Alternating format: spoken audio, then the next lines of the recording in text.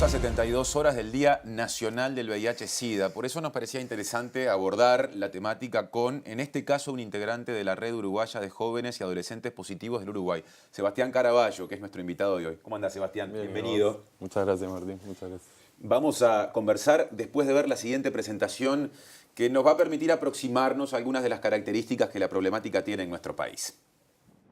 El 29 de julio de 1983 se diagnosticó el primer caso de VIH en Uruguay. Por tal motivo, cuando este domingo se cumple el 35 aniversario del hecho, como todos los años, se conmemorará el Día Nacional del VIH-Sida. Distintos organismos públicos aprovechan la fecha para desplegar una serie de acciones con la finalidad de educar y concientizar. Entre ellas, se cuenta la instalación de puestos sanitarios que permiten realizar testeos rápidos para determinar si una persona es o no portadora del virus. Dicho encare es parte de una estrategia más amplia que a lo largo de los años ha colaborado con el descenso en la cantidad de casos registrados en Uruguay y acompaña el objetivo global de terminar con la epidemia del VIH-Sida para 2030. En este marco, la meta prevista para 2020 supone la conquista del denominado 90-90-90, es decir, que el 90% de los portadores conozcan su diagnóstico, que el 90% de los diagnosticados reciban la terapia antirretrovírica continuada y que el 90% de quienes accedan a la terapia tengan su presión viral, o sea, bajos niveles de virus en sangre. Para ello, son fundamentales políticas públicas que garanticen que la población portadora acceda a medicamentos y tratamientos, una demanda reiterada de organizaciones de la sociedad civil, entre las que se encuentra la RUJAP, Red Uruguaya de Jóvenes y Adolescentes Positivos. Sebastián, hace ya años se está planteando esto de 90-90-90, ¿no? Porque todavía sigue faltando gente que se hagan el test, que se enfrente a hacer el test, lo cual es básico para avanzar, ¿no? en un tratamiento.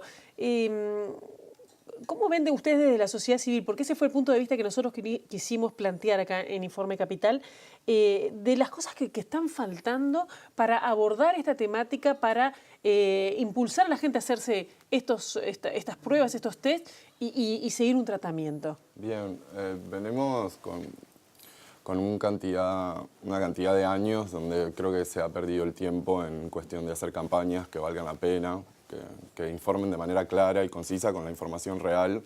Está siempre apuntado desde un lugar del miedo, las campañas, como cuídate de esto, que no te pase. Entonces también hay una realidad que pasa que vas, accedes a hacerte un tratamiento, te da el diagnóstico positivo, y bueno, ¿qué pasa ahora que ya me pasó? También está como un poco de eso.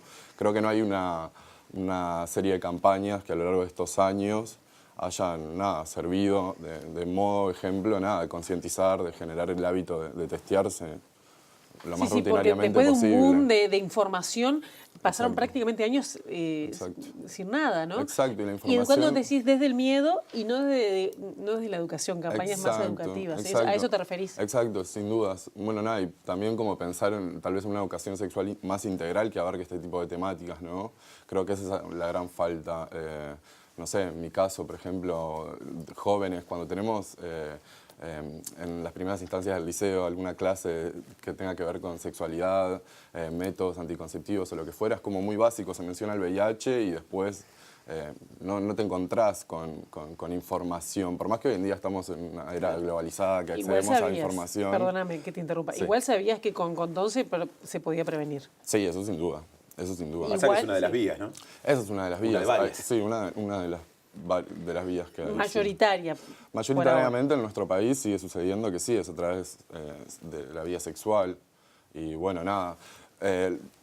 uno piensa que tal vez una vez que no tenga relaciones sexuales con protección, no le va a pasar nada. Y una vez basta solamente tener una relación sin preservativo para adquirir el virus. Entonces también es como eso, hay un montón de mitos, hay un montón de información que está mal, que circula de hace años. Entonces bueno, la sociedad civil tiene también muchas veces ese rol todo el tiempo de estar replanteándose, bueno, utilicen los términos adecuados, no se transmite de tales maneras, sí se transmite por vías específicas que son estas y estas y estas. O sea, es un ejercicio diario que tenemos que hacer, que en realidad eso ya tendría que estar como bastante liquidado, ¿no? Creo que, son mitos desde lo del mosquito, que si me pica a mí y pica a otra persona transmite el virus, como esas cosas que si puedo tomar mate o no con una persona. Si puedo dar un beso y así si puedo dar un beso, si la transpiración, como cosas que parecen ilógicas,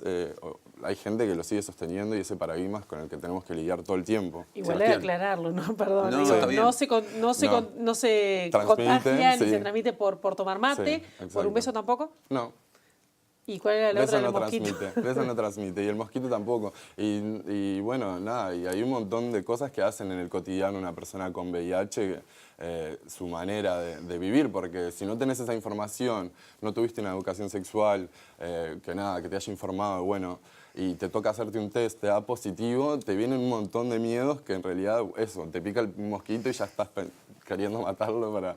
Claro. No sé, como cosas que te encontrás en tu cotidiano, con esas cosas que modifican un montón tu vida. Volviendo, Sebastián, a la cuestión del 90-90-90. De alguna manera, del primer 90, que es el que habla de que el 90% de quienes son portadores, lo sepan, estén diagnosticados, pasamos ahora al segundo 90, ¿no? Que establece que el 90% de los diagnosticados acceda a terapias con medicamentos antirretrovirales.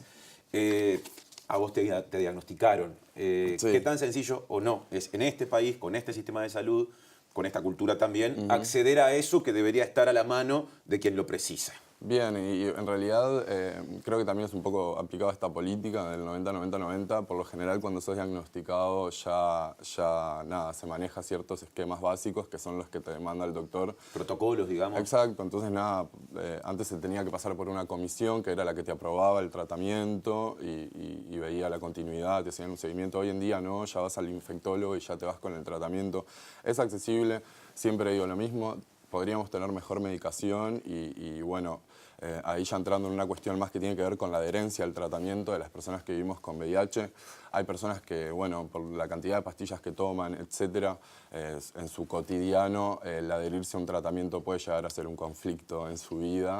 ¿Generan efectos secundarios Pueden muy generar, molestos, pueden graves? generar efectos secundarios. Por ejemplo, ¿cuáles? Para tener Y bueno, claro qué puede pasar. Hay, por ejemplo, en un esquema básico, uno de las drogas que es una de las que afecta, de la única que afecta al sistema nervioso central, entonces te produce sueños muy vívidos, sudores, puede generarte algún tipo de depresión si tenés ya algún antecedente con una cuestión de depresión, etc.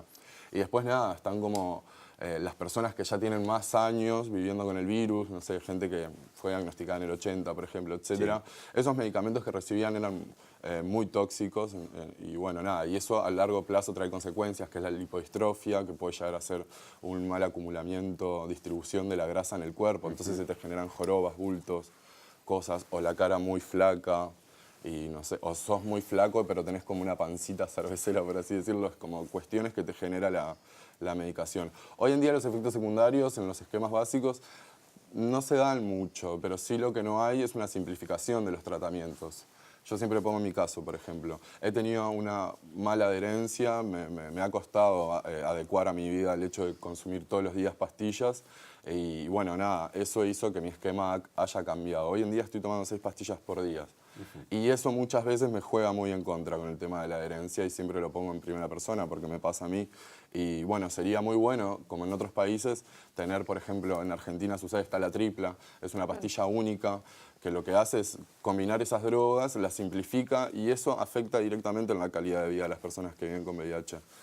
Nada, ¿Y de qué depende llegar a eso? ¿De la industria es una farmacéutica? Sí, sin duda. Nuestra digamos, vida, el ministerio. Sí, nuestra vida depende de la industria farmacéutica, es un gran negocio. ¿Y por qué en Argentina está y acá no? ¿Es una cuestión de compra y es del una Estado? cuestión del Fondo Nacional de Recursos Ajá. también, ¿no? Que bueno, nada, no lo compra. Yo creo que el Estado es el mayor recaudador, entonces en cuanto a cuentas debería entender que le saldría mucho más barato inclusive comprar ese tipo de medicación que estar invirtiendo en medicación que se ve que hay stock y hay que usarla y hasta que bueno, no se termine esa medicación no vamos a rever la lista de medicamentos que hasta el día de hoy existen. Entonces no se contempla. Es como en muchos casos, si tuviera un poder económico que me haría acceder a ese tratamiento, simplemente pagando lo tendría. Pero nada, siempre termina siendo un tema de salud en que los pobres terminamos siendo menos beneficiados. Hace un tiempo y durante muchos años distintas organizaciones de la sociedad civil reclamaban medicamentos de mejor calidad. Eso sigue siendo un debe, porque ahora prácticamente no se está hablando de eso. No. Y la simplificación ni que hablar. En vez de 6 pastillas, tomar una o tomar Exacto. 2. ¿Eso no se ha llegado a un acuerdo? No, estamos muy lejos. Porque de hay gente eso, además que le caía mal, intolerancia Claro. Sí, bueno. a los medicamentos que había Exacto. en disposición al mercado. Bueno, hoy en día existen más variedades justamente, pero antes, por ejemplo, pasaba eso, tenías tal medicación y era la que tenías solamente para tomar, y si la tomabas y en todos los días te daba vómitos o diarreas o lo que fuera, nada, tenías que vivir de esa manera o dejar de tomar la medicación y a largo plazo tener alguna consecuencia mortal, por ejemplo. Yo creo que es un gran debe que se sigue teniendo, no solamente lo de campañas que hablábamos un poco antes, que es un gran debe generar campañas de verdad que impacten realmente. Y bueno, y esto de que ni que hablar del tema de la medicación. Hace poco se le ganó un juicio al Estado, porque en el Pereira Rosell no estaban comprando la medicación para niños que nacen con VIH. Entonces estamos hablando de un grave problema. Y se tuvo que hacerle un juicio al Estado para que esa medicación se le dieran las garantías a esos padres, a esas personas, a esos niños que viven con VIH, que nacieron, para tener la medicación. Entonces, estamos hablando de que faltas en cuanto al tema existen muchísimas. ¿Qué pasa a nivel del sistema privado, del sistema mutual? El que precisa medicarse, justamente adquirir los antirretrovirales, una palabra complicada que hay que decirla mucho en este tipo de charlas. ¿Tiene que pagar un ticket para acceder a ellos o hay algún tipo de política que haga que a los portadores de VIH se les facilite eso, inclusive en la órbita privada? No, se tiene que pagar, se paga, supongo, una especie de ticket con un medicamento más. Pero uno más. Sí, pero Bien. en caso pero bueno, en estos casos, por ejemplo, que yo planteaba, yo podría acceder a X medicación, pero tendría que cambiarme del sistema público al privado, pagar esa medicación que no compra el Estado. Hoy estás en el público vos. Sí, yo me atiendo desde que me diagnosticaron, decidí diagnosticarme por salud pública. ¿Por qué? Y porque ya estaba, Ya eras ya usuario. era ya eras usuario de usuario. ACE y bueno, nada, y obviamente en el principio como que uno se piensa que tal vez no va a ayudar tanto el sistema y en realidad nunca tuve problemas en ese aspecto. Nada, siempre me atendí con la misma doctora que me diagnosticó hasta el día de hoy, es con la persona que me atiendo y bueno, nada, pasa eso, si sos una persona que tiene un poder adquisitivo, que puede generar ciertos gastos, puedes decidir hasta qué medicación tomar incluso, ¿no? Sebastián, en la experiencia que tú tenés con otros pares, otro de los mitos que se maneja es la alta incidencia de las personas homosexuales, ¿no? En el contagio, ¿no? O en la transmisión del VIH. Cuando además ha crecido mucho el tema de las mujeres, ¿no? Heterosexuales. ¿Cómo ven ustedes eso? ¿Se están cuidando más los homosexuales que el resto de las personas? Y no lo sé en real. Porque algunos dicen, bueno, no me va a tocar a mí. No, exacto, eso sin dudas. Eso es como algo que está muy instalado. Yo, pareja heterosexual con mi pareja no nos va a pasar nunca, eso es un gran mito también. Nada, simplemente tenés que tener una vida sexual activa, no importa con quién decidas acostarte, el virus se transmite igual. Creo que en realidad la comunidad en sí, LGBTIQ, ha tenido desde principios de la epidemia un claro estigma asociado al VIH y bueno, muchas veces una discusión que tengo con compañeros y compañeras de bueno, nada, como esto de divorciarse un poco del VIH, asociarlo a la comunidad LGBTIQ. Yo creo que claramente hacer una población que está visualizada como de riesgo, se han generado tal vez algunas políticas específicas y bueno, tal vez eso ha generado que los números cambiaran. De todas maneras, yo soy también, discuto mucho con los compañeros, creo que hay un gran debe dentro de la comunidad LGBTIQ igual al día de hoy, 2018, no solamente a nivel nacional, sino a nivel regional, mundial.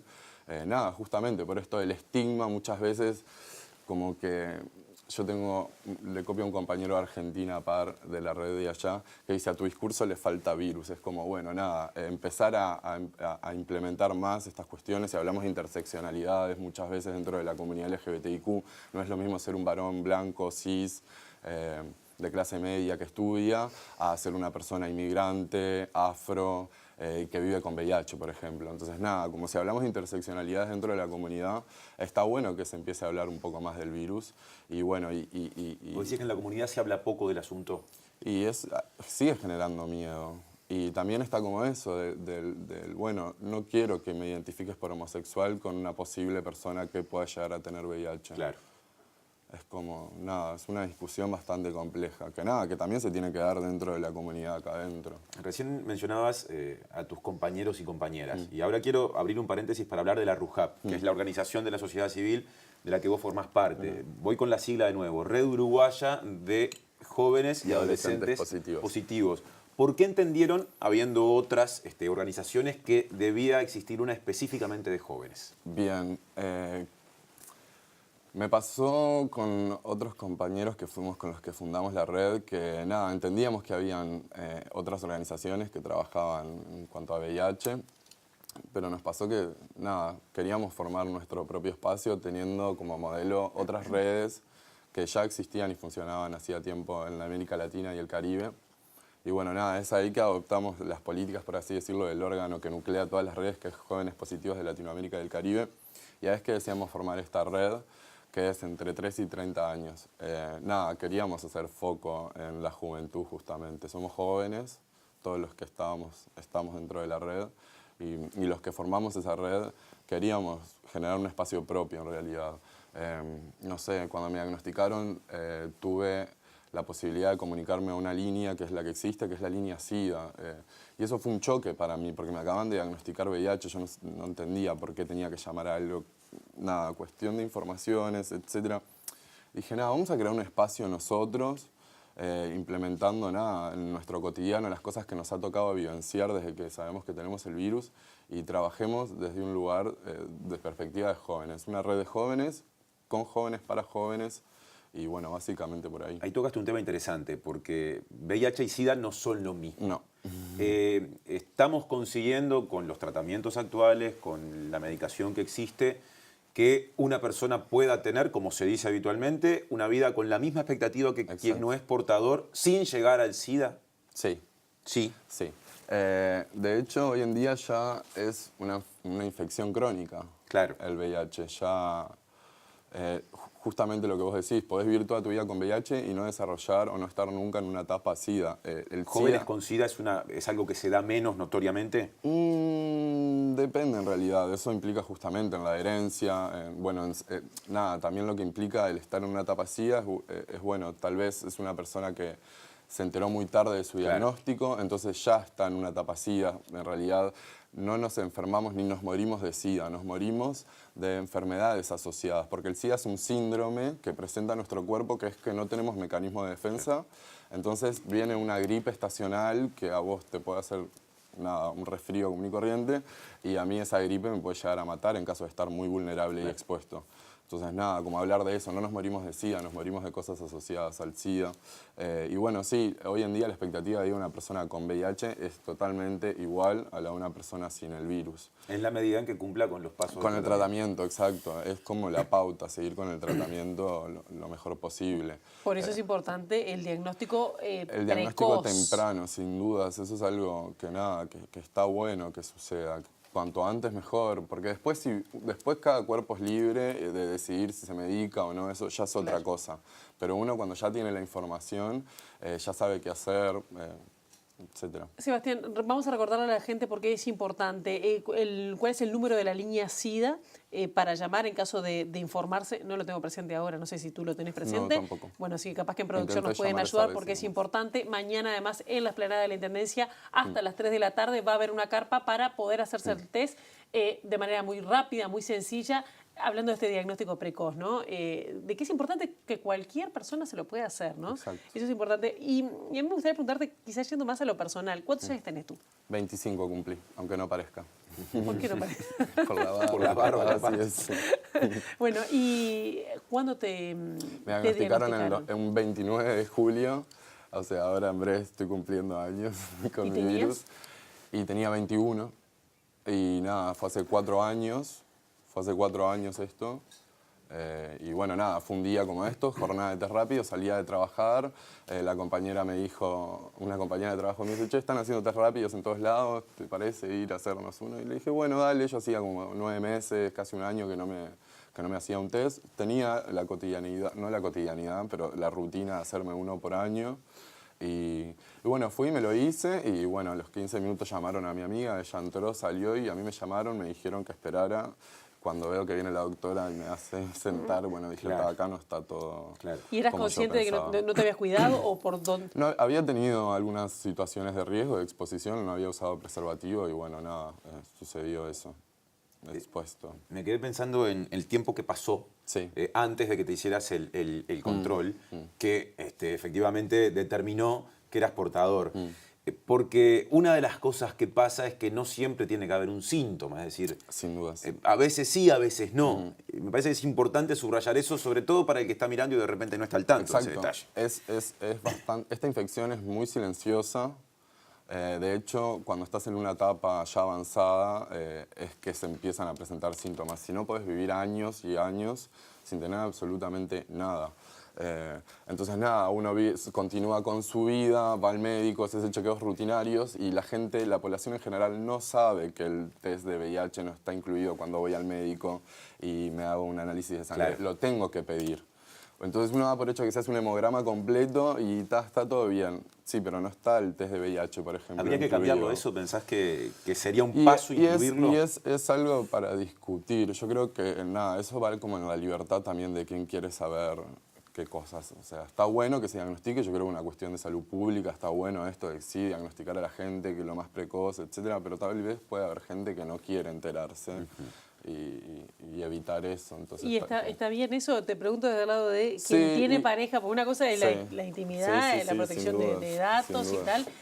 El tema es que cuando esa vinculación se da con otra persona y la transmisión Sí. es en un vínculo Sí, sexual. Sin dudas, sin dudas. Bueno, yo creo como en la libertad de los cuerpos y de las cuerpas. Entonces como que nada, pensar en la responsabilidad compartida cuando tenés una pareja sexoafectiva y bueno, nada, como tener los mecanismos, mientras sea consensuado, los mecanismos que no hagan que ninguno de los dos tenga problemas. Va por ahí tal vez un poco. Claro. Cuando se dice que de acá al 2030 se puede conseguir que deje de ser una epidemia o de haber una epidemia vinculada al VIH-Sida, a ustedes como organización de la sociedad civil, que supongo que están lógicamente informados, al tanto, que hablan, que consultan, ¿les parece que es un objetivo viable? Es decir, la humanidad efectivamente camina hacia ese lugar. O si no queremos, para no ser tan pretenciosos, ¿en Uruguay podemos proponernos eso para hablar de la realidad local?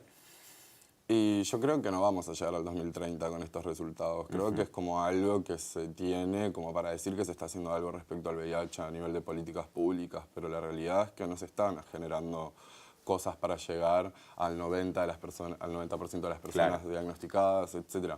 Nada, si tenemos un vacío increíble en cuanto a educación sexual que implique las temáticas de VIH, si hay falta de campañas, si hay pocos insumos para destinar a políticas públicas que tengan que ver con el VIH, yo creo que no vamos a llegar ni ahí a cumplir con ese objetivo del 90-90-90 para el 2030. Igual hay un tema cultural, porque información tenemos, sabemos que hay Sin que dudas. cuidarse de algunas maneras, Sin usando el dudas. preservativo, a pesar de que en Argentina, en estas últimas horas, un médico pediatra en el Parlamento dijo que no había que usar condón para tener Sí. relaciones y prevenir el SIDA, ¿no? Sí. Lo cual es increíble al día de Bueno, hoy. eso fue uno de mis posts en mis redes de este día, porque nada, siguen existiendo este tipo de dinosaurios, le digo yo, que nada, tienen un poder además, porque son personas con título, son médicos, que nada, que son muy peligrosos que existan ese tipo de Pero personajes. sabiendo esa información, vos sabías que te tenías que Sí, cuidar. sí, Es decir, sí. todos sabemos que nos tenemos que cuidar y a veces no lo hacemos. Es un tema cultural, Es un tema cultural sin dudas y bueno, que no solo con educación. total, y en realidad yo creo que a mí me pasa mucho en mis vínculos, en mi vida cotidiana, que mucha gente no tenía idea del VIH hasta que nada, me pasó, me diagnostiqué, yo además soy visible, lo saben en todos lados. Entonces muchas veces ahí te das cuenta que en realidad es una cuestión, sí, recultural, que piensan de a mí no me va a pasar, simplemente no me va a pasar. Entonces, bueno, nada, como cambiar también esas pequeñas cosas que tenemos de, bueno, a mí no me va a pasar. Claro, y a vos, que sos visible, ¿te ha costado seguir vinculándote, encontrar pareja? Porque es un tema, digo, muy fuerte, Sí, ¿no? sí, es todo por lo mismo, es todo por una cuestión de miedo y falta de información. Yo las veces que he tenido relaciones con personas que he decidido sentarme y hablarlo de la manera pertinente que considero, la persona realmente terminaba sin miedo. Me pasó hasta con mi madre cuando le tuve que contar, que decidí contárselo, como se lo transmití con la información certera y verdadera que tenía. Ni ella tuvo miedo. Y así me pasa con las personas que elijo tener sexo, etc. Yo creo que va por la manera en que se encara también. Tal vez es una decisión política ser visible, claro, ¿no? Es como eso, es una decisión política, es como el único arma que considero que tengo como persona positiva de, bueno, justamente, si yo no vengo y te cuento que tengo problemas con la medicación y el Estado no la compra, nadie te lo va a venir y te lo va a contar. Nada, si yo no te cuento las falencias que tiene el Estado, etcétera. Nada, y eso es lo que tenemos y por qué decidimos ser visibles. Me encantaría ser reconocido tal vez por otras cosas. Soy bailarín, me gustaría que me conozcan porque bailo bien o esas cosas, pero no por el joven que tiene VIH y sale en los medios. Eso sin duda. Por eso es súper importante y considero que es una herramienta política por la cual utilizamos sernos visibles. Sobre el cierre, Sebastián, dos datos pendientes, 0800 31 31 es el teléfono de la línea SIDA y asterisco 31 31 la otra posibilidad. Y lo último que se me ocurre importante, ¿cómo hacen jóvenes que nos estén siguiendo para acercarse a ustedes a la RUJAP en caso de creerlo conveniente? Bien, déjame antes decirte una cosita. En cuanto a información, veía que decía portadores y hablando, sí, como que es un término que, en cuanto a, estamos mucho hablando del lenguaje y la manera de utilizarnos, portadores genera una especie de estigma medio... Entonces está bueno hablar de personas infectadas, tal vez. Ustedes dicen positivos, positivos, personas que vivimos con VIH, personas infectadas, tal vez en una cuestión de términos, está mejor. Y el VIH no se contagia, se transmite. Lo aclaro, no está bien y está bueno que se diga así, porque es lo interesante. El contagio implica que si yo estoy acá en esta sala y estornudo, por ejemplo, una gripe, claro, se contagia de esa manera. Estamos todos expuestos. El VIH es transmisible porque tiene vías específicas. Por eso hablamos de que el mosquito, ni el mate, ni nada de eso permite transmitir el virus, sino que justamente es eso. Bueno, contagio vía sexual. Sí, transmisión, contagio vía sexual tal vez. Ahí es más específico. Es más específico. Y bueno, nada, y otra cosa que me gustaría antes de, ya cierro, es que persona indetectable que está bajo tratamiento no transmite el virus tampoco. Una persona que está bajo la medicación y logra suprimir su carga viral no transmite el virus, y eso es una publicación que se hizo este mes, recién, julio del 2008, por la Organización Mundial de la Salud. No, y es un dato muy importante. ¿Qué sucede? Cuando te diagnostican VIH, empezás el tratamiento. Tú tenés una carga viral, que es la cantidad de virus en sangre, y tus defensas. Entonces, a partir de ahí se hace una medición. Lo que se busca con la medicación es que tu carga viral disminuya a tal punto de que cuando te vas a hacer un test, salga que estás indetectable, que tenés muy poca carga de virus en sangre.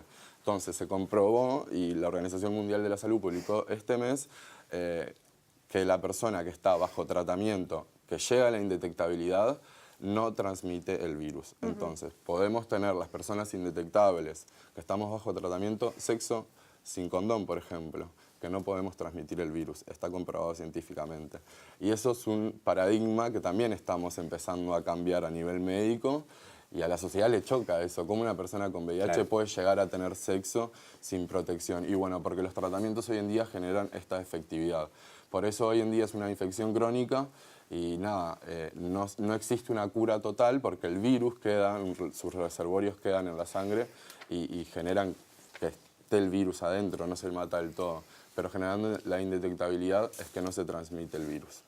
Nos quedó el paso de cómo la gente se puede contactar con la RUJAP. La red, al ser de jóvenes, manejamos varios medios, tenemos Instagram, tenemos Twitter, avanzamos con amor, es el Instagram, @RUJAP_ es el Twitter.